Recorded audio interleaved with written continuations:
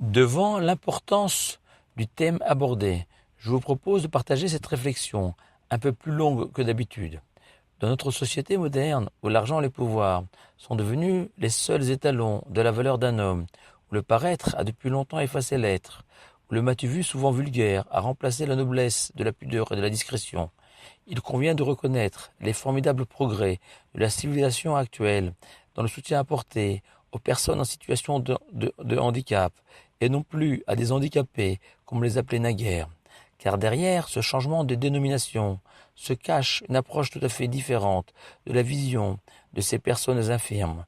C'est en effet admettre que les êtres humains ne sont pas divisés en deux catégories, les handicapés et ceux qui ne le sont pas. Non, il n'y a sur Terre qu'un seul type d'êtres humains, sauf que certains sont dans une situation de handicap, limités de leur mobilité, dans leurs gestes du quotidien, et d'autres qui bénéficient de toutes leurs facultés.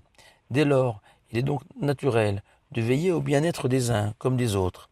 Et même s'il reste encore beaucoup à faire vis-à-vis de ces personnes handicapées, d'immenses avancées ont été réalisées à travers leur intégration dans le monde du travail, la création de centres d'accueil et d'activités notamment.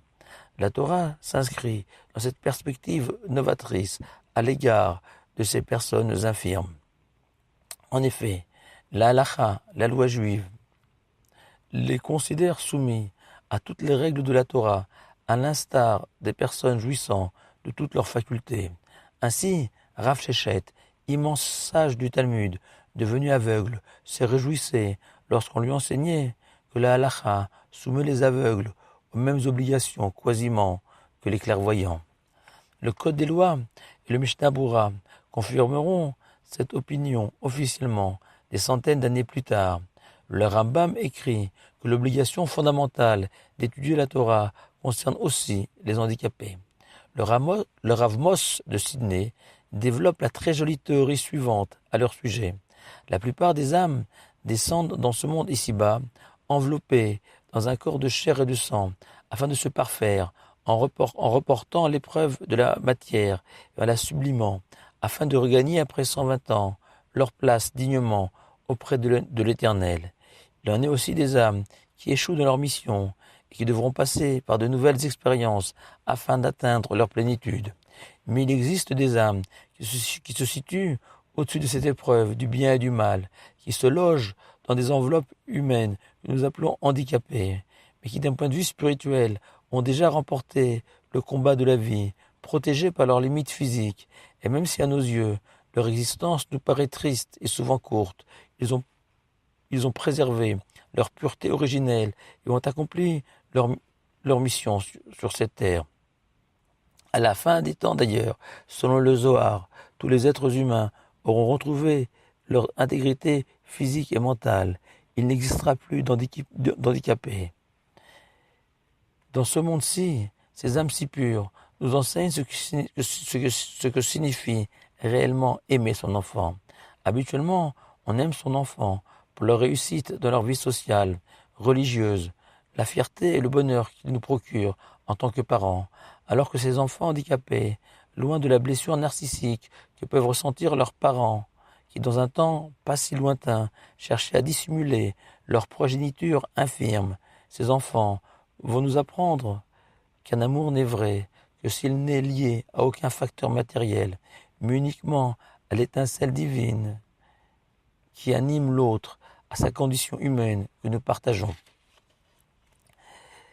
Étonnamment, dans la paracha de Hémor, les Kohanim infirmes sont disqualifiés de servir au temple, comme si la Torah avait voulu les rejeter.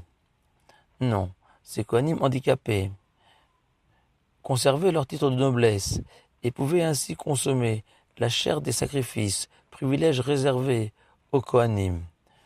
Mais au palais du roi des rois, incarnant la magnificence divine aux yeux du monde entier, la perfection physique et morale était indispensable, à l'instar des plus beaux matériaux qui avaient servi à l'édification du sanctuaire.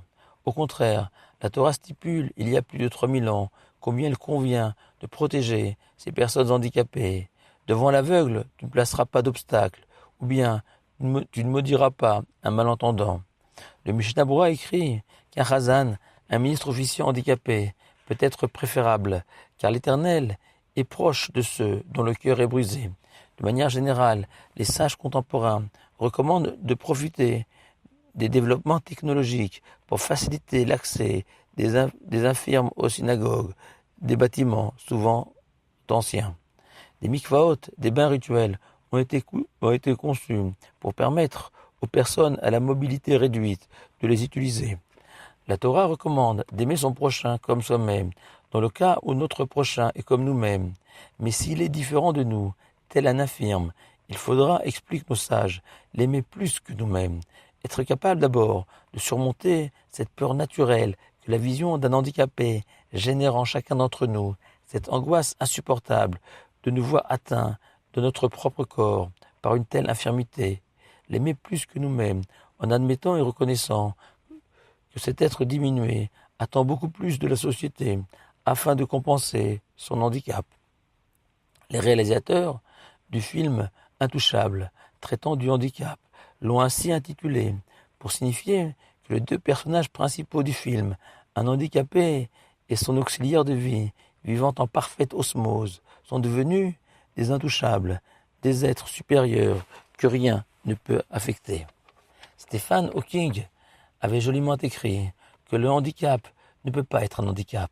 En effet, en se souvenant que tous les hommes ont été créés à l'image de Dieu, le handicapé aussi peut projeter sur la scène du monde la lumière divine dont il est porteur, à condition que nous, ses auxiliaires de vie, soyons à la hauteur de son incroyable grandeur, être capables d'aimer Dieu et d'aimer la vie, même si l'Éternel et l'existence ne l'ont pas épargné, dans un insondable mystère, pour nous, êtres de chair et de sang, à la compréhension forcément limitée. Le Talmud appelle de manière polissée, délicate, un aveugle, Saginaor, celui qui déborde de lumière, de clarté. Au-delà de la politesse, ce peut être aussi une réalité pour lui-même et pour celui qui a appris à l'aimer, faisant de ce couple des intouchables. Shabbat Shalom à vous tous.